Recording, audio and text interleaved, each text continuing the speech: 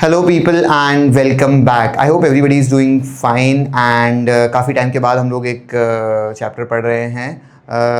Okay, so the chapters name is linear equation in two variables. Okay, अब अगर आप लोग या तो आईसीएसई वाले हो या तो थोड़ा सा ज़्यादा एडवांस लेवल में पढ़ना चाहते हो लीनियर इक्वेशन इन टू वेरिएबल्स, तो आप लोग यहाँ पर ना आईसीएसई वाला कंटेंट देख लो तो ज़्यादा फायदा होगा।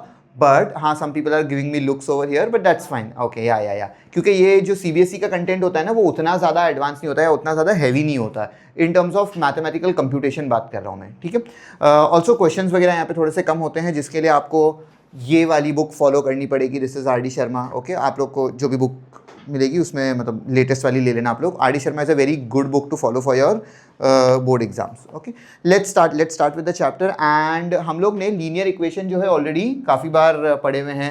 Linear equation in one variable, linear equation in two variable, ये सब कुछ हम लोग को थोड़ा थोड़ा पता होता है। Now let us look at the standard form of a linear equation. The standard form of a linear equation looks like this: ax plus by plus c is equal to 0. This is the standard form of a linear equation in two variable.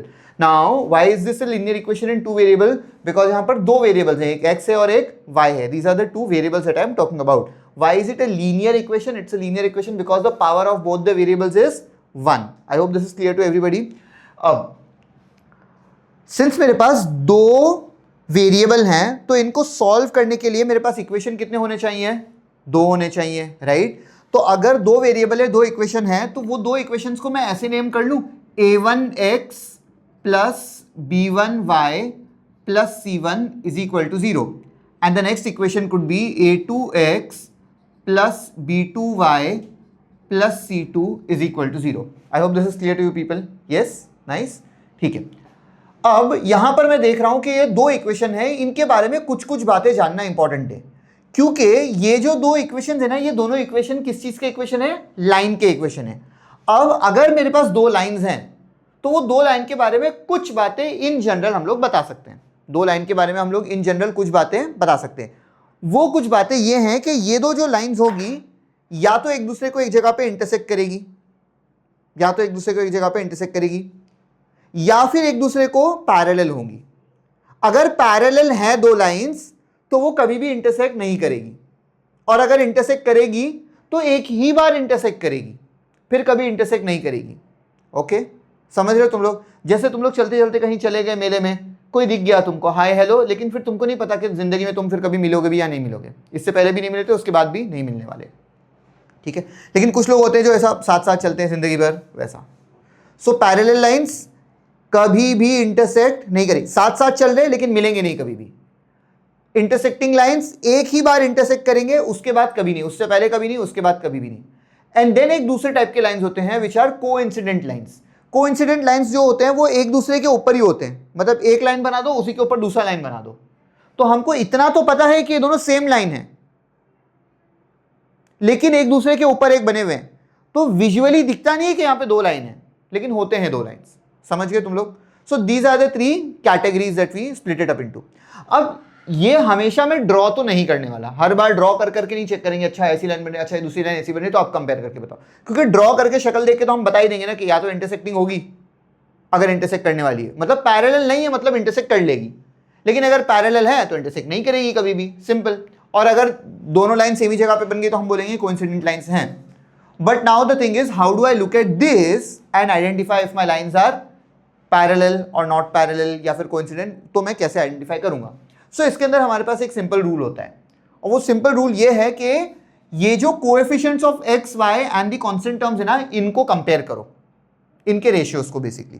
ठीक है, so if I say कि a1 upon a2 is equal to b1 upon b2 is equal to c1 upon c2. अगर तो ऐसे हो गया कि a1 upon a2, b1 upon b2 और c1 अपॉन c2 सेम हो गया, तब हम ये बोलेंगे कि ये दोनों लाइन सेम है, they are coincident lines. They are coincident की स्पेलिंग क्या होती है? COINCIDENT, coincident lines. ठीक है, दे आर कोइंसिडेंट लाइंस. अगर सारी चीजों का रेशियो सेम आ गया तो कोइंसिडेंट है. लेकिन अगर ऐसा हो गया कि a1 upon a2 is equal to b1 upon b2 is not equal to C1 upon C2। मतलब A1 और B1 A2 मतलब A1 अपॉन A2 और B1 अपॉन B2 इसका रेशियो सेम आ गया, लेकिन C1 अपॉन C2 वो एक अलग रेशियो आ गया। तब हम बोलेंगे कि ये लाइंस पैरेलल हैं, दीज आर पैरेलल लाइंस, ठीक है।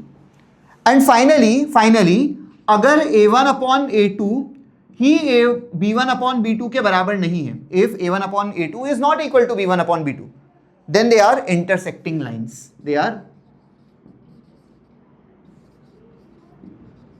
intersecting lines. Guys, please pardon my handwriting, I know it's very beautiful, but yeah, that's, बोलो क्या हो गया? ये वाला वो एक ही लाइन है ना आपने जो बनाया है, that is only one line. हम लोग फिलहाल पेयर ऑफ लीनियर इक्वेशंस की बात करें। So pair of linear equations basically दो इक्वेशन है, तो उन दो इक्वेशन से दो लाइन बनेगी जिसको हमें कंपेयर करना है, ठीक है। अच्छा ना, दो लाइन नहीं है बेटा, वो तो आपने एक्स और वाई एक्सिस बनाया है ना, लाइन तो एक ही है। हाँ वो एरो दो है, वो दो एंड पे दो एरो बनाते हैं, ठीक है। चलो लुक हियर गाइस, थोड़ा ना बहुत इंपॉर्टेंट चीज़ यहाँ पे समझने वाली है कि ऐसा क्यों हो रहा है। मुझे पता है सब लोग है ना ये याद करके जाएंगे, जैसे हर साल सब लोग करते हैं, मुझे पता है इस साल तुम लोग भी कर लोगे, but the idea is why, ऐसा क्यों हो रहा है वो समझना बहुत ज़रूरी है। हम एक बेसिक सा एग्जाम्पल लेते हैं। So let's say I have a line which is x plus y minus 6 is equal to 0. अब इस पूरे इक्वेशन को अगर मैं मल्टीप्लाई कर दूं विथ 2, तो ये इक्वेशन बन जाएगा 2x plus 2y minus 12 is equal to 0. Are you okay with this thing? Simple. मुझे ये बताओ क्या इसके लिए A1, इसके लिए A2, इसके लिए B1, इसके लिए B2, C1 और C2 अगर हम पता करने की कोशिश करें तो पता कर सकते हैं, यस कर सकते हैं। A1 का वैल्यू 1, B1 का वैल्यू 1, C1 का वैल्यू -6, A2 का वैल्यू 2, B2 का वैल्यू 2 और C2 का वैल्यू -12। तो अगर मैं A1 अपॉन A2 करूंगा तो वो बनेगा 1 अपॉन 2। अगर मैं B1 अपॉन B2 करूंगा तो वो भी बनेगा 1 अपॉन 2, और अगर मैं C1 अपॉन C2 करूंगा तो -6 upon -12 which is again 1 upon 2। तो क्या तुम लोग को लगता है कि 1 अपॉन 2, 1 अपॉन 2, 1 अपॉन 2 तीनों चीजें सेम आ गई? और अगर तीनों चीजें सेम आ गई इसका मतलब क्या है? The lines are coincident. मतलब एक्चुअली तुम सोचो ना भाई, यही वो इक्वेशन है, दोनों इक्वेशन सेम ही हैं, खाली इसको मल्टीप्लाई कर दिया विद 2। मतलब वो लाइन जो शायद इतनी बनने वाली थी वो इतनी बनेगी, लेकिन हम कैटेगोरिकली ये बोल नहीं सकते कि लाइन इतनी बनने वाली थी और इतनी बनेगी, बिकॉज लाइन का कोई लेंथ नहीं होता। लाइन सेगमेंट अगर हो तो हम सोच सकते हैं कि लाइन सेगमेंट का इतना लेंथ है या कुछ है, ठीक है। तो बेसिकली इससे जो लाइन बनेगी वो भी दोनों तरफ इनफाइनाइटली एक्सटेंड होने वाली है, और इससे जो बनने वाली वो भी वही लाइन है। तो these are exactly same lines, these are not different lines. वही अगर मैं ऐसे कर दूं कि ये जो इक्वेशन है x plus Y minus 6 is equal to 0, और एक दूसरा इक्वेशन लिख लूं x plus Y minus 4 is equal to 0। इसमें मैंने क्या किया, सिर्फ इन दोनों के जो कांस्टेंट टर्म्स है ना उनको बदल दिया है। ये जो -6 और -4 ये बदला है। यहां पर a1 b1 a2 b2, देखो a1 upon a2 1 upon 1, b1 upon b2 1 upon 1, सिर्फ c1 अपॉन c2 कुछ और आने वाला है।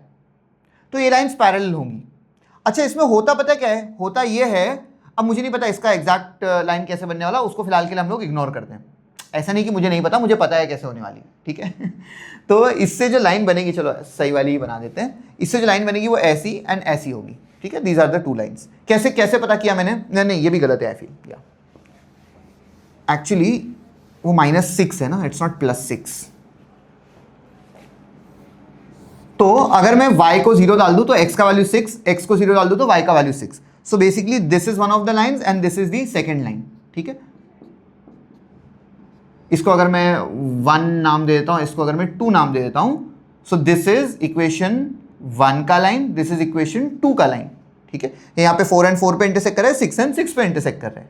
बात ऐसी है कि इसमें हो क्या रहा है, ये जो y एक्सिस पे जिस पॉइंट पे इंटरसेक्ट कर रहा है ना वो पॉइंट अलग है। ये y एक्सिस पे 4 पे इंटरसेक्ट करेगा और ये वाला y एक्सिस पे 6 पे इंटरसेक्ट करेगा। समझ रहे हो तुम लोग? That is the main difference. The intercept that it is making actually creates the difference, ठीक है। Intercept is just a fancy word for intersect. तो ये कहां पे इंटरसेक्ट कर रहा है उस पर हम लोग जज करते हैं उसको, ठीक है। इसके बारे में डिटेल में आप लोग बाद में 11-12 में पढ़ते ही हो ऑब्वियसली। जब आप स्ट्रेट लाइन करके एक चैप्टर है, स्ट्रेट लाइन या पेयर ऑफ स्ट्रेट लाइन से पढ़ोगे तब तुम लोग इसके बारे में और ज्यादा डिटेल में पढ़ोगे, बट स्टिल मुझे लगता है कि तुम लोग को थोड़ा थोड़ा पता होना जरूरी है। This basically means that the slope of both the lines are equal, ठीक है। स्लोप ऑफ लाइन का ना एक फॉर्मूला होता है, slope is -a upon b। तो अगर आप माइनस ए बाई बी दोनों में करोगे ना, तो इसमें -1/1 -1 दोनों का स्लोप सेम मतलब ऐसी इंक्लाइंड होगी बराबर, इक्वली इंक्लाइंड लाइन तो कभी भी इंटरसेक्ट नहीं करने वाली ना एक दूसरे को, वैसा, ठीक है। That is the entire idea of this thing, of this one, parallel lines का, ठीक है। इंटरसेप्ट्स अलग होंगे, स्लोप्स दोनों के सेम होंगे। अब ऑब्वियसली ये चीज ही अलग आ गई कि a1/e2 और b1/b2 ही सेम नहीं है, तो हम बोलेंगे कि इंटरसेक्टिंग लाइंस है, बिकॉज उन दोनों के स्लोप्स ही अलग है। दोनों के स्लोप्स अलग है तो ऑब्वियसली टेढ़े मेढ़े रहेंगे, कहीं ना कहीं आगे जाके या कहीं ना कहीं पीछे जाके तो मिलने वाले हैं वो लाइंस, ठीक है। That's the entire idea. अच्छा, ये जो इंटरसेक्टिंग लाइंस होती है ना, इसको हम लोग एक और भी नाम देते हैं कि इसको हम लोग कंसिस्टेंट इक्वेशन भी बोलते हैं। क्या बोलते हैं? This is also consistent. एक को डिपेंडेंट कंसिस्टेंट बोलते हैं, ठीक है। एंड ये जो है वो डिपेंडेंट कंसिस्टेंट है और ये है इनकंसिस्टेंट, ठीक है। So this is inconsistent. I don't know कितना आ रहा है कैमरा में, आ रहा है, ये आ रहा है सपोज, ठीक है। इनकंसिस्टेंट, ये कंसिस्टेंट है बट डिपेंडेंट कंसिस्टेंट है। क्यों ऐसा? कंसिस्टेंट का मतलब है कि उसका एक सॉल्यूशन होना चाहिए। अब तुम मुझे बताओ ना कि दो लाइन जब एक जगह पे इंटरसेक्ट करेगी तो इसका एक सॉल्यूशन रहेगा। जब कोई दो लाइन पैरेलल होगी तो उसका एक भी सॉल्यूशन नहीं होगा। इंटरसेक्ट कर रही है मतलब एक सॉल्यूशन है, मतलब कंसिस्टेंट है। इंटरसेक्ट नहीं कर रही मतलब पैरेलल है ऐसी, तो मतलब कहीं पर भी मीट नहीं कर रही, मतलब इनकंसिस्टेंट है, कोई सॉल्यूशन नहीं। लेकिन भाई जब लाइन एक दूसरे के ऊपर ही है तो कितने सॉल्यूशन है? बहुत सारे, हर जगह ही सॉल्यूशन है, क्योंकि ये दोनों लाइन एक दूसरे को कहां मिल रही है? हर जगह मिल रही है। सही बात है। तो वो कंसिस्टेंट है, लेकिन उसको हम डिपेंडेंट कंसिस्टेंट बोलते हैं। क्या बोलते हैं? DC. It is dependent consistent. Sorry, yeah, infinitely many solutions. This has one solution because it intersects at one point. No solution, it does not intersect. Infinitely many solutions because it intersects throughout the region. मतलब हमेशा ही वो intersect करते हैं, एक दूसरे के ऊपर है, coincident बोलते हैं उसको, ठीक है। I hope this introductory part is very clear to all of you, ठीक है। जब तक मैं बोर्ड इरेज कर रहा हूँ, आप लोग टेक्स्ट बुक का पेज नंबर 28 पर आ जाओ everybody. Text book page number 28, और उसमें ना कुछ फर्स्ट क्वेश्चन में कुछ बातें बोल रहा है, देखो अगर सॉल्व कर पाओगे तुम लोग फर्स्ट क्वेश्चन तो। At least read the first question for me somebody. What does the first question से? बोलो बोलो। हाँ। Form the pair of linear equations in the following problems and find their solutions graphically. First, 10 students of class 10 took part in a mathematics quiz. If the number of girls is 4 more than the number of boys, find the number of boys and girls who took part in the quiz. Okay. क्या expect कर रहा है हमसे? वो बोल रहा है कि इक्वेशन बनाओ। The main question says form the pair of linear equation in the following problems. मतलब सिर्फ हमें लीनियर इक्वेशन बनाना है and find their solutions graphically, मतलब प्लॉट करके हमें उसका सॉल्यूशन भी बनाना है, ये हमें बोल रहे हैं, ठीक है। पहला क्वेश्चन क्या बोल रहा है? 10 students of class 10 took part in mathematics quiz. If the number of girls is 4 more than the number of boys, find the number of boys and girls who took part in the quiz. Now we are on exercise 3.1, right. And question number 1 का first वाला है ये, question number 1 का first वाला। Pardon me guys, I will be checking the camera because थोड़ा सा angle अलग है, तो मुझे पता नहीं कि ये बराबर फिट इन हो रहा है या नहीं हो रहा है। आई थिंक थोड़ा सा नीचे लिखना चाहिए हमें।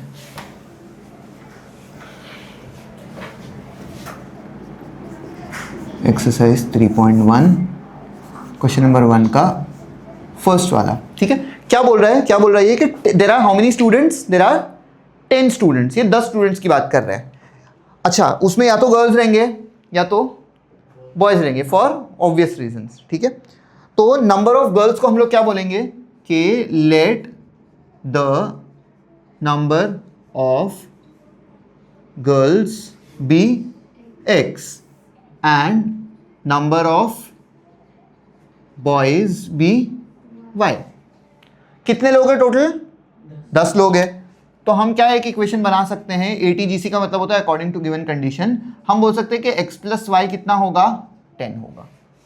सही बात है, x plus y would be 10। और वो मुझे क्या बोल रहा है कि if the number of girls is 4 more than the number of boys, if the number of girls is मतलब is equal to 4 more than number of boys. समझ गए?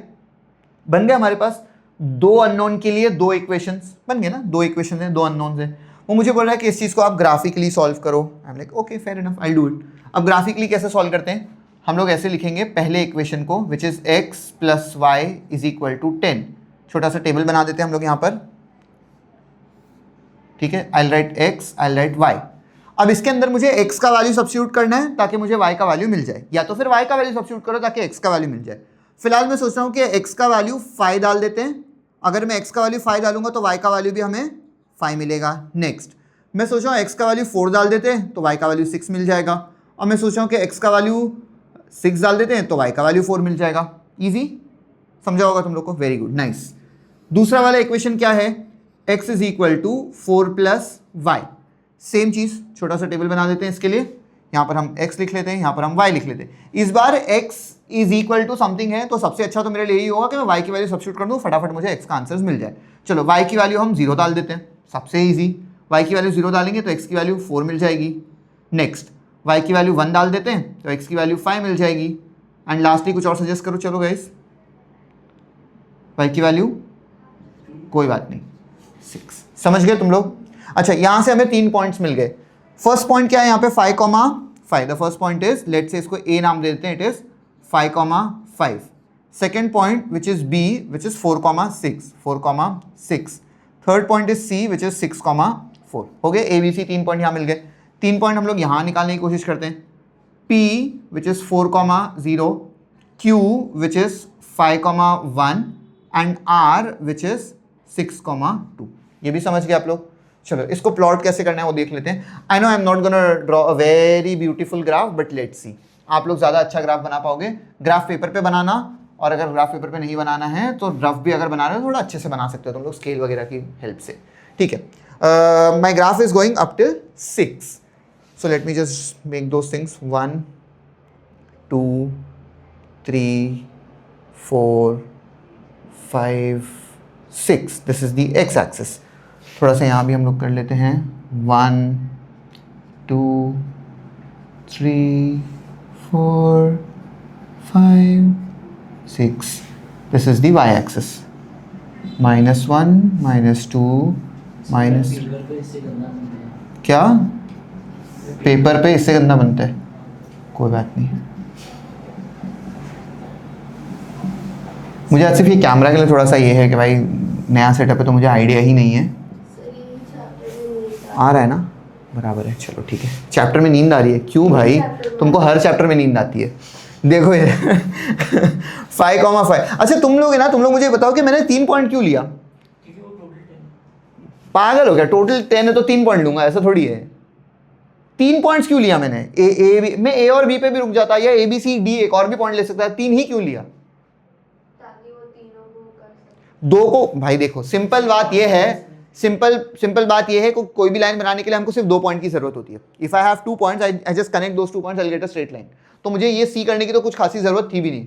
Just for being tad bit sure मैं 3 point ले लेता हूँ कि भाई वो जो लाइन बनने वाली है वो तीनों पॉइंट को कट करते जाएगी, ठीक है। चलो हम लोग ए बी सी को पहले प्लॉट करते हैं। तो ए का वैल्यू क्या है? 5,5। तो 5,5 कहाँ बनेगा?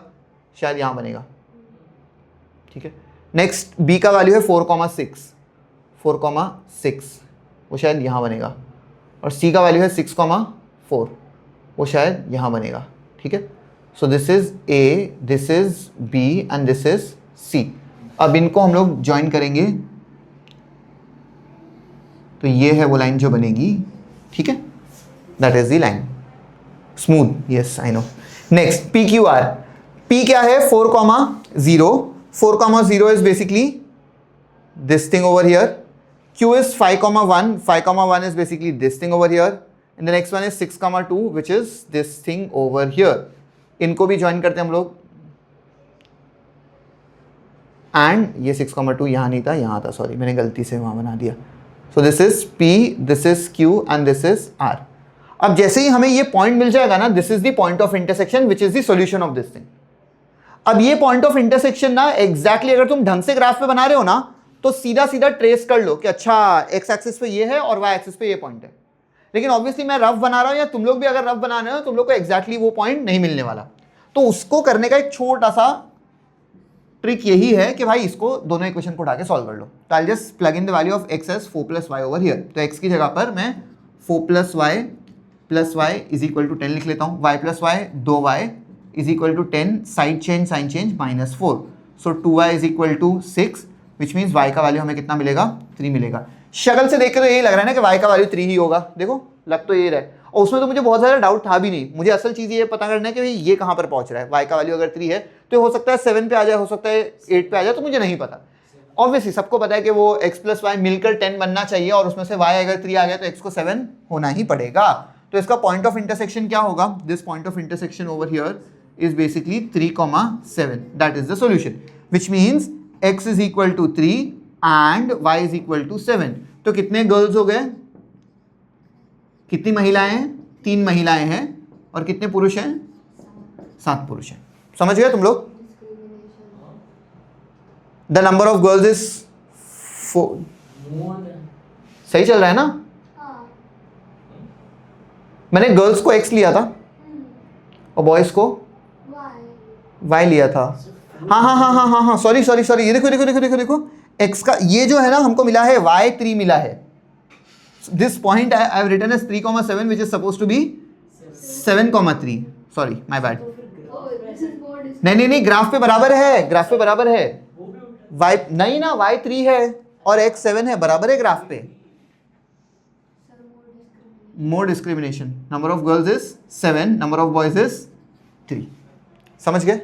इजी, ठीक है। अच्छा, इसका जो सेकंड वाला क्वेश्चन है, what is the second question guys? No, it's not traumatizing. 5 pencils and 7 pens together cost ₹50, whereas 7 pencils and 5 pens together cost ₹46. Find the cost of 1 pencil and that of 1 pen. तो basically आपको क्या बनाना है, 5x + 7y is equal to 50 and 7x + 5y is equal to 46, और उससे 2 equation बनेंगे। वो दोनों equations को आपको क्या करना है, सॉल्व करना है। और दोनों इक्वेशन, एंजाइटी हो रही, भगाओ। और वो दोनों इक्वेशन को सॉल्व करके ग्राफ प्लॉट कर लोगे आप लोग। बोलो जल्दी। अरे भाई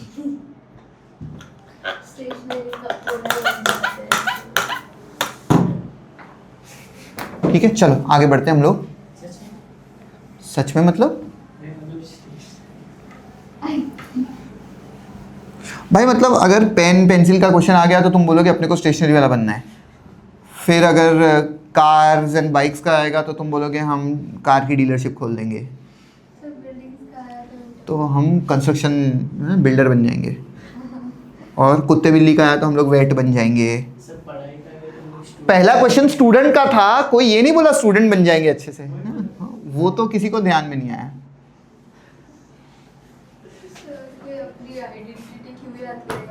अच्छा, okay nice. Shall I leave that question for you? I think I should. Second वाला क्वेश्चन, नो इतना डर लग रहा है। Easy, I know it is easy. 5 pencil 7 pens 50, तो 5x + 7y is equal to 50। And क्या हुआ, ये लोग को नहीं मालूम होगा, कैसे तुम लोग को तो पता ही होगा ना। अब ये ना लाइव नहीं चल रहा तो हमको नहीं पता, इनको पता है या नहीं पता है। पता होगा, पता कुछ नहीं, कुछ कोई सस्पिशियस नहीं है, कर लेंगे लोग। ये सब good boys and good girls देख रहे हैं, तुम्हारे जैसे थोड़ी। नहीं, तुम लोग कर लोगे। अरे तुम लोग हमेशा तो करते हो, चलो कर लेना। Not wasting any time. Okay, look here. Question number 2 पर आते हैं हम लोग। ये बोल रहा है कि on comparing the ratios a1/a2, b1/b2 and c1/c2, find out whether the lines representing the following pairs of linear equations intersect at a point, are parallel or coincident। ठीक है, सो क्वेश्चन नंबर 2 में हमें सिर्फ a1/a2, b1/b2 और c1/c2 को compare करना है। ठीक है, लेट्स सी। पहला क्वेश्चन, इसका पहला क्वेश्चन है 5x - 4y + 8 is equal to 0, and दूसरा इक्वेशन है I'll just leave some space, 7x + 6y - 9 is equal to 0। ठीक है, लेट्स सी। इसके अंदर आप मुझे बता सकते हो a का वैल्यू क्या है, a1 का वैल्यू क्या होगा, वेरी गुड। b1 का वैल्यू क्या होगा, नाइस, -4 होगा। c1 का वैल्यू क्या होगा, परफेक्ट। a2 का वैल्यू क्या होगा, परफेक्ट, B2 का वैल्यू एंड C2 का वैल्यू -9, परफेक्ट। मुझे क्या करना है, A1/A2 which is 5/7। Okay, very good very good, शाबाश। हमें क्या करना है, B1/B2 क्या होगा, -4/6 which is as good as -2/3। Guys since A1/A2 is not equal to B1/B2, therefore the lines are intersecting। हमेशा ही स्पेलिंग भूल जाता हूं क्या मैं। The lines are intersecting, ठीक है, क्योंकि A1/A2 is not equal to B1/B2 is equal। समझ गया क्या हो गया, नाइस। नेक्स्ट वाला क्वेश्चन देखें हम लोग। द नेक्स्ट क्वेश्चन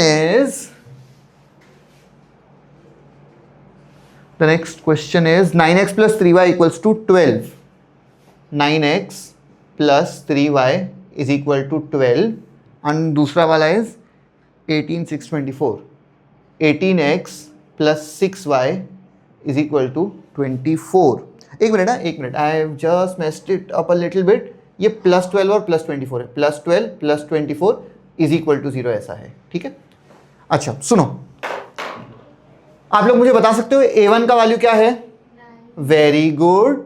A2 का वैल्यू क्या है, सॉरी B1 का वैल्यू क्या है, B1 का वैल्यू 3 है, परफेक्ट। C1 का वैल्यू क्या है, 12, नाइस। A2 का वैल्यू क्या है, परफेक्ट। B2 का वैल्यू क्या है, 6, परफेक्ट। एंड C2 का वैल्यू क्या है, 24, नाइस। हाँ ऑब्वियसली A1/A2, लेकिन एग्जाम में अगर हमको देख के भी पता चल रहा है तो भी हमको क्या करना पड़ेगा, all the donkey work we have to do. And हो ये तो ऐसा हो गया, ऐसा करना पड़ेगा, मतलब we have to act as if हमको कुछ, we have to, because we want those marks, है ना, करना तो पड़ेगा। या ठीक है। A1/A2 मतलब 9/18 विच इज इक्वल टू 1/2, ये B1/B2 which is 3/6 which is 1/2, ये C1/C2 which is 12/24 which is 1/2, ये। अब इन तीनों को देख के हम लोग क्या बोलेंगे, since A1/A2 is equal to B1/B2 is equal to C1/C2, therefore the lines are coincident। समझ गए, क्योंकि ये तीनों चीजें सेम आ गई, कोइंसिडेंट ना, एक के ऊपर एक लाइन बन जाएगी ये। अच्छा नेक्स्ट वाला क्वेश्चन इज 6x। अच्छा चलो तुम लोग थोड़ा सा नेक्स्ट वाले क्वेश्चन पे थोड़ा फोकस करो, तब तक मैं बोर्ड क्लियर कर देता हूँ। होमवर्क, ठीक है, नेक्स्ट वाला क्वेश्चन होमवर्क। अरे इसका जो थर्ड वाला पार्ट है, मेन क्वेश्चन नंबर 2 का थर्ड वाला, that is homework, don't worry. इतना तो कर ही सकते हो, करके तो आते नहीं वैसे तुम लोग भी होमवर्क, यहीं पे बैठा के कराना पड़ता है। वेरी गुड, चलो हम मेन क्वेश्चन नंबर 3 पर आ जाते हैं फटाफट। मेन क्वेश्चन नंबर 3 क्या बोल रहा है कि on comparing the ratios A1/A2, B1/B2 and C1/C2, find out whether the following pair of linear equations are consistent और इनकंसिस्टेंट। ठीक है, मतलब कंसिस्टेंट या इनकंसिस्टेंट पूछ रहा है। अभी कंसिस्टेंट इनकंसिस्टेंट के लिए भी हमको पता है ना, कंडीशन तो वही चेक करनी है जो पिछले क्वेश्चन में चेक कर रहे थे। अगर तो A1/A2 is not equal to B1/B2 आ गया, A1/A2 not equal to B1/B2, तब हम क्या बोल देंगे कि वो कंसिस्टेंट है। और अगर कुछ और आ गया उसके सिवा, तो हम क्या बोलेंगे, सीधा सीधा इनकंसिस्टेंट है। समझ गए तुम लोग? वैसा ये मैंने तुम लोग को एक्सप्लेनेशन दे दिया था। ठीक है, एक दो क्वेश्चन कर लें यहाँ पर। ठीक है, आई फील के we can do question number 1, maybe question number 3 and 5। ठीक है, सारे आउट क्वेश्चंस कर लेते हैं यहाँ पर हम लोग। हाँ अभी मैं ये समझाऊंगा तब रिपीट हो जाएगा। देखो इधर क्वेश्चन नंबर 3 का फर्स्ट वाला देख रहे हैं हम लोग। So it is 3x + 2y is equal to 5 and 2x - 3y is equal to 7। अब ना कुछ लोग यहाँ पर थोड़ा सा ये सोचेंगे कि these are not the standard forms. इसको उठा के उधर भेज सकते हैं ना, 5 को उधर भेजो -5, 7 को उधर भेजो -7। अच्छा अब है ना, जरूरी भी नहीं है के स्टैंडर्ड फॉर्म में रखना। जरूरी ये है कि दोनों सेम होने चाहिए, या तो दोनों में ये कांस्टेंट टर्म राइट साइड में रहे या तो दोनों में कांस्टेंट टर्म लेफ्ट साइड में रहे। दोनों में राइट साइड में है, 5 भी राइट साइड में है पहले इक्वेशन में, 7 भी दूसरे इक्वेशन में राइट साइड में ही है ना। तो अगर मैं इन दोनों को वहां भेज दूं और इसका वैल्यू -5, C1 का वैल्यू -5, C2 का वैल्यू -7 बोलूं और -5/-7 करूं तब भी 5/7 आंसर आएगा। अगर दोनों को ना भी भेजूं, इसको C1 इसको C2 मान लूं, तब भी वो C1/C2 5/7 ही बनने वाला है। तो या तो दोनों इक्वेशन सेम साइड पे, मतलब लेफ्ट साइड पे होना चाहिए, या तो दोनों में राइट साइड में होना चाहिए। दोनों इक्वेशन सेम पैटर्न फॉलो करनी चाहिए। तुम उठा के ना चाहिए तो y वाले टर्म्स को भी इधर रख दो, कोई फर्क नहीं पड़ने वाला, सिर्फ x वालों को उधर रखो तब भी ठीक है, but make sure that both the things are following the same pattern. समझ गए तुम लोग? ठीक है। अब बताओ मुझे a1 b1 c1, a1 का वैल्यू वेरी गुड, b1 का वैल्यू नाइस, c1 का वैल्यू -5 लिख लेते हैं। अभी तुम लोग समझ गए हो तो अच्छी बात है। a2 का वैल्यू 2 वेरी गुड, b2 का वैल्यू -3 एंड c2 का वैल्यू -7। समझ गए? ठीक है, चलो चेक करते हैं। a1/a2 क्या होगा? 3/2 वेरी गुड। b1/b2 क्या होगा? 2/-3 वेरी गुड। आगे करूं चेक या रहने ही देते ना? हम क्या लिखेंगे? हम लिखेंगे since a1/a2 is not equal to b1/b2, therefore the lines are consistent. The lines are consistent या equations are consistent? एक्सप्रेशन, ये एक्सप्रेशन तो है भी नहीं बेटा, यहाँ लिखा है एक्सप्रेशंस, इक्वेशंस लिखा है ना, इक्वेशन लिखा है ऑब्वियसली। क्यों इक्वेशन है? What is the difference between equation and an expression? Expression वो एक्स इसको एक्सप्रेस करते हैं। हो एक्सप्रेस करते तो एक्सप्रेशन बेटा, इक्वेशन में इक्वल टू साइन होती है। जिस चीज में अगर मैं बोल दूं कि 3x + 2y तो वो एक्सप्रेशन है, लेकिन 3x + 2y equal to something अगर बोल रहा हूं मैं तो वो इक्वेशन है। ठीक है, वो शुरू के वीडियो जो बनाए थे 2 apples 3 bananas, मैं जाके एक्सप्रेस कर रहा हूँ शॉपकीपर को, फिर शॉपकीपर बोल रहा है कि अच्छा 2 apples 3 bananas फॉर 100 रुपीज़। एकदम शुरू के वीडियोस में तुम लोग जाके देखना, उसको शौक ये हो रहा है कि 2 apples 3 bananas 100 रुपीज़ का आता है। ठीक है, द इक्वेशंस आर कंसिस्टेंट। क्यों? कोई नहीं चिल। अच्छा कोई नहीं, समझ गए तुम लोग the idea? I hope the idea is clear कि कंसिस्टेंट हम लोग ने इसको लिख लिया। Next let us look at the third question. हाँ, तो आपको डर लगने लग जाता है। हाँ, so this is 3/2x plus, सपने में भी आता है 5/3y। हाँ, ठीक है, 9x - 10y = 14। देखो इधर गाइस, पहली बात तो ना, जहाँ पर भी फ्रैक्शन दिखे ना उसको हटाने की ही कोशिश कर दो ना। मैं क्या बोल रहा हूँ, इस इक्वेशन को अगर मैं 2 से मल्टीप्लाई कर दूं तो ये वाला डिनोमिनेटर हट जाएगा, अगर मैं 3 से कर दूं तो ये वाला हट जाएगा। तो 2 और 3 दोनों से कर लेते हैं, मतलब किससे करेंगे? 6 से मल्टीप्लाई कर देते हैं तो तो जो इजी है उसको और मुश्किल बना दो 5 से मल्टीप्लाई करके। देखो इधर, तो इसको जब मैं 6 से मल्टीप्लाई करूंगा तो 2 1s are 2 3s are 3 3s are 9 बन जाएगा। So this would be 9x plus 3 1s are 3 2s are 10y = 7 6s are 42। समझ गए? और वो वाला इक्वेशन जैसा है वैसे ही रहेगा। आप मुझे बताओ, a1 का वैल्यू होगा 9 वेरी गुड, b1 का वैल्यू होगा 10 परफेक्ट एंड c1 का वैल्यू होगा -42। इसको अच्छा, जो इंसान यहाँ पर 42 लिखना चाहता है प्लीज लिख लो, कोई फर्क नहीं पड़ने वाला, बिकॉज दोनों इक्वेशन सेम पैटर्न फॉलो कर रहे हैं। चलो, a2 का वैल्यू 9, b2 का वैल्यू -10 एंड c2 का वैल्यू -14। चेक करते हैं। a1/a2 9/9 which is 1, b1/b2 which is 10/-10 which is equal to -1। इन दोनों को देख के हमें क्या पता चल रहा है कि a1/a2 is not equal to b1/b2। सही बात है ना? a1 upon a2 is not equal to b1 upon b2. I hope I have written the equations correctly. Yes, I have written them correctly. ठीक है. Therefore the equations are की spelling कैसे कोई गलत लिख सकता है? Therefore the equations are consistent.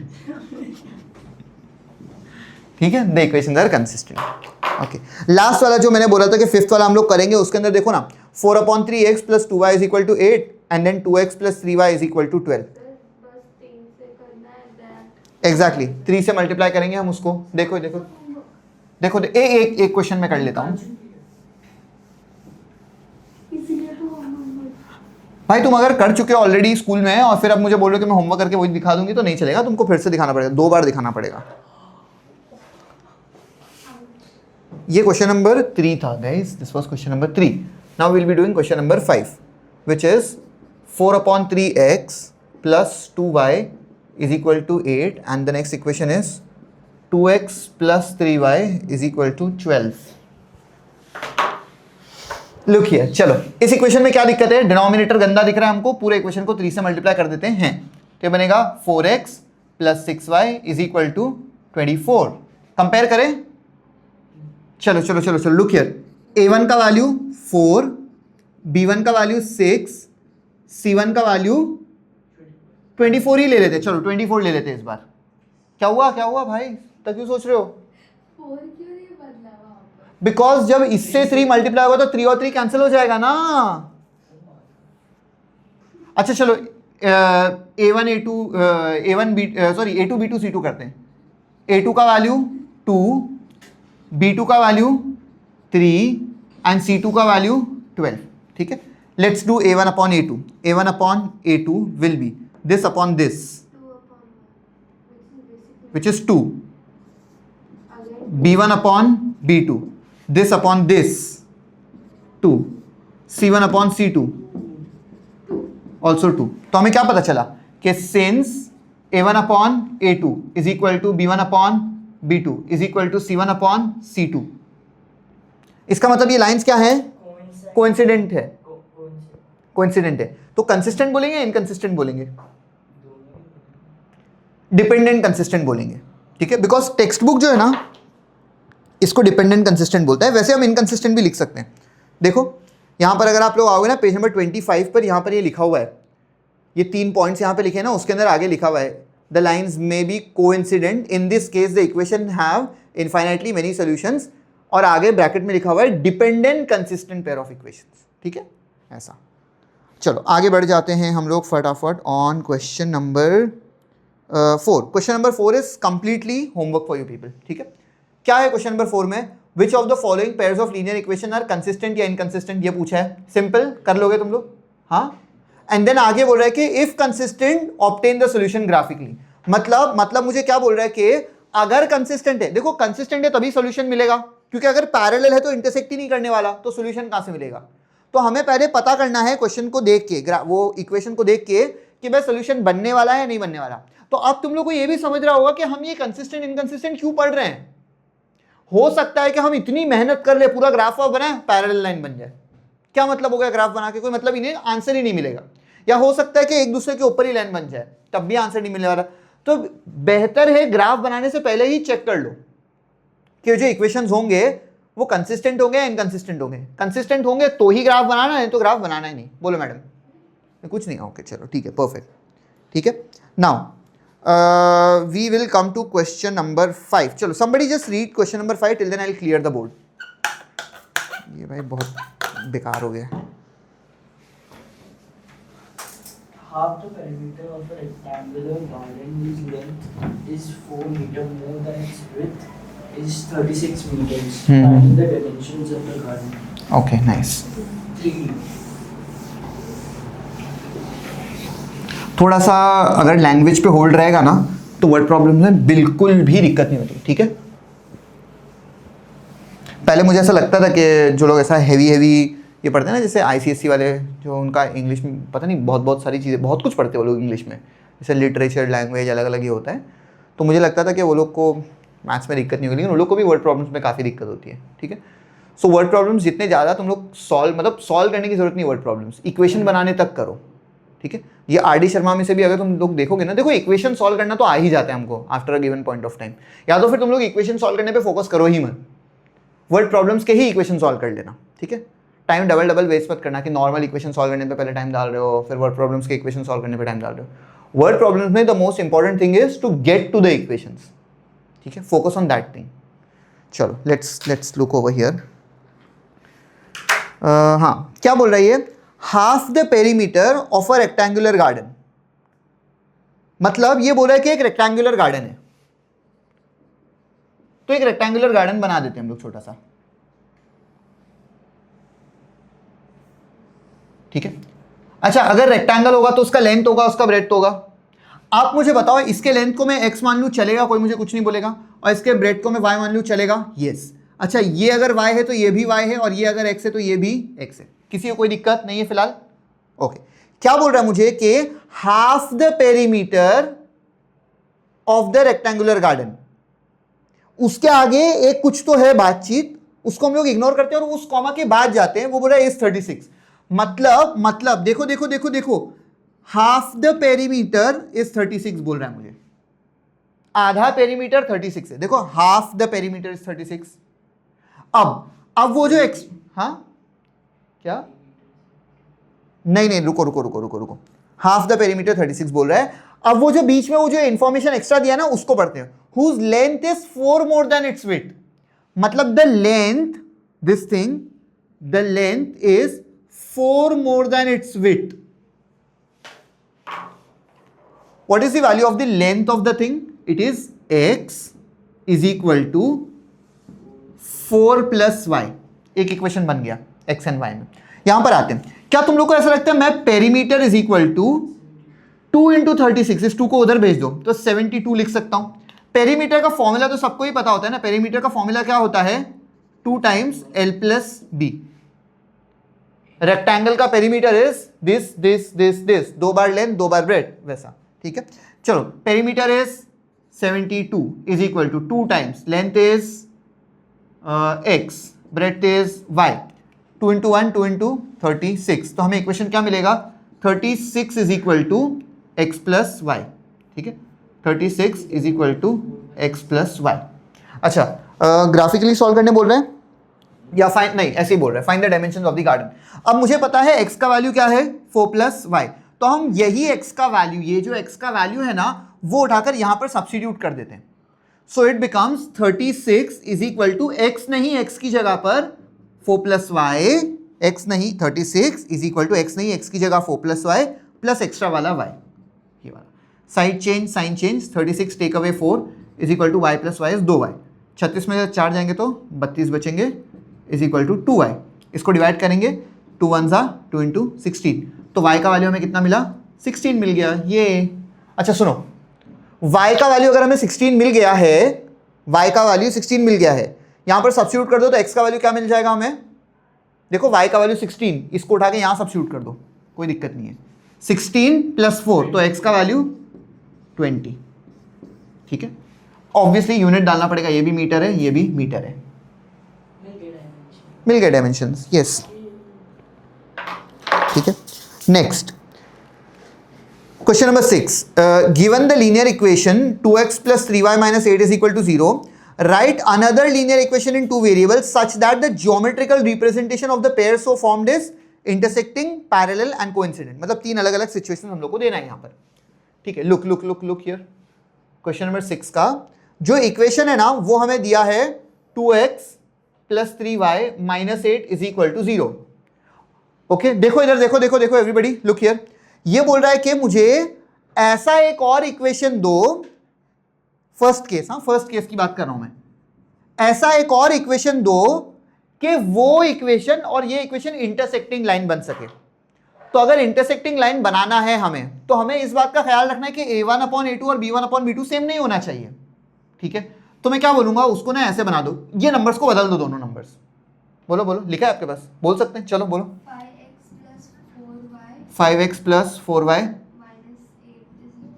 Minus 8 is equal to 0, perfect. हमने क्या किया, हमने देखा कि 2/5 और 3/4 का वैल्यू सेम नहीं होता, बस a1 upon a2 should not be equal to b1 upon b2। कुछ भी बना दो भाई, कुछ भी, जो मन किया करो। तुम है ना, इसको भी सेम रखो चलेगा, सिर्फ इसको बदल दोगे तब भी आंसर तुमको सेम आ जाएगा। जस्ट मेक श्योर कि ये इक्वेशन इसका मल्टीपल ना हो, ठीक है। चलो फर्स्ट वाला पार्ट हमारा हो गया। सेकंड क्या बोल रहा है, पैरेलल लाइन बनना चाहिए गाइस। पैरेलल लाइंस में मैंने तुम लोगों को क्या बोला था कि स्लोप सेम होना चाहिए। बोलो बोलो बोलो। कुछ भी मेहनत मत करो भाई, सीधा सीधा 2x लिखो, 3y लिखो और वो -8 को -9 बना दो, इज इक्वल टू 0। मतलब अब अगर मैं a1 अपॉन a2 करूंगा, b1 अपॉन b2 करूंगा, वो सेम ही आने वाला है, सिर्फ वो c1 अपॉन c2 अलग आएगा। अच्छा तुम चाहो तो इसको 2 से मल्टीप्लाई करके 6 लिखो, इसको नहीं सॉरी ये 4 बनेगा, ये 6 बनेगा, फिर इसको कुछ और बना देना, वो चलेगा। क्यों हमें पैरेलल चाहिए, तो हमें इतना पता है कि भाई उसका इंटरसेप्ट अलग होना चाहिए, तो भाई सीधा सीधा इंटरसेप्ट बदल दो।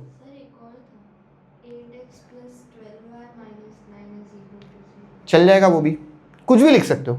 मेरे लिए सबसे आसान काम क्या होता है कि भाई एक्स वाई वाले जो टर्म्स है ना वो दोनों को ऐसे ही रखो, सिर्फ इंटरसेप्ट वाला टर्म जो लास्ट वाला टर्म है उसको बदल दो, दैट्स इट, सबसे इजी। नेक्स्ट अब लास्ट वाला मुझे क्या बोल रहा है, लास्ट वाला मुझे बोल रहा है कि कोइंसिडेंट लाइंस बनाने हैं हमें, ठीक है। कोइंसिडेंट लाइंस के लिए हमें पता है कि भाई एग्जैक्टली सेम होना चाहिए, a1 upon a2 b1 upon exactly same होना चाहिए। तो हम उसके लिए क्या करेंगे, कोई तो एक नंबर ले लो, उससे मल्टीप्लाई कर दो पूरे इक्वेशन को। भाई पूरे इक्वेशन को 2 से मल्टीप्लाई कर दो, 3 से कर दो, 1 से मत करना प्लीज, ठीक है। 1 से करोगे तो सेम मिल जाएगा, ठीक है। पार्डन मी फॉर दैट, 1 से बिल्कुल नहीं करना, 4 से करना है, 2 से करना है। तुम 2 बोल रहे हो, तुम 4 बोल रहे हो, 3 से करते हैं क्योंकि एवरेज 3 बनता है। चलो इस पूरे इक्वेशन को 3 से मल्टीप्लाई करेंगे, 3 2 जार 6x, 3 3 जार 9y, 3 8 जार 24 इज इक्वल टू 0। समझ गए तुम लोग? दैट इज इट, रहने दो बाद में उठाना, ठीक है। Question number 7 I am leaving up to you people, I just discuss it. ये बोला कि draw the graph of the equation this thing and that thing, determine the coordinates of the vertices of triangle formed by these lines and the x-axis and shade the triangular region। मतलब basically हमको क्या बोल रहा है कि 2 equation है, ठीक है। अब वो 2 इक्वेशन जब मैं ड्रॉ करूंगा, देखो देखो देखो, तो 2 लाइन बनेगी। अब वो 2 लाइन और एक्स एक्सिस को मिलाकर एक ट्राइंगल बनने वाला है, ठीक है। 2 लाइन और एक्स एक्सिस को मिलाकर एक ट्राइंगल, वो ट्राइंगल के वर्टाइसेस जो होते हैं ना, मतलब कॉर्नर्स, उसके कोऑर्डिनेट्स लिखना है हमको। तो कुछ तो 5,2 3,0 ऐसा कुछ तो बनेगा, ठीक है। मैं तो ऐसे रफली बोल दिया, यही नहीं होगा, फिर बोल मत देना मुझे आपने ये बोला तो आया नहीं, ठीक है। बट कोई भी कोऑर्डिनेट लिखना है, वो कोऑर्डिनेट तुमको लिखना है, ठीक है। और वो क्या बोल रहा है कि also shade the triangular region. समझ गए तुम लोग? Okay, I think that is it for this exercise. मतलब एक्सरसाइज तो खत्म हो गई, that is it for this session. इसके बाद हमारे पास जो नेक्स्ट एक्सरसाइज है, that is basically based on substitution method, ठीक है। And that is also again quite a few questions we have, again a good exercise I would say, and then we have elimination वाला एक और exercise, elimination method, and that's it, that would be it for the chapter, ठीक है। Total 3 exercise हैं। अगला और उसके बाद वाला एक्सरसाइज इंपॉर्टेंट है, अच्छे कुछ क्वेश्चन आते हैं एंड उसके बेसिस पर तुमको काफ़ी सारे वर्ड प्रॉब्लम्स इसमें मिल जाएंगे आरडी के अंदर, ठीक है। चलो that is it. Also I just remembered के the first ever video that I put up on YouTube was linear equation in 2 variables. मैंने 9th ICSE का एक चैप्टर था लीनियर इक्वेशन इन 2 वेरिएबल, वो पढ़ाया था।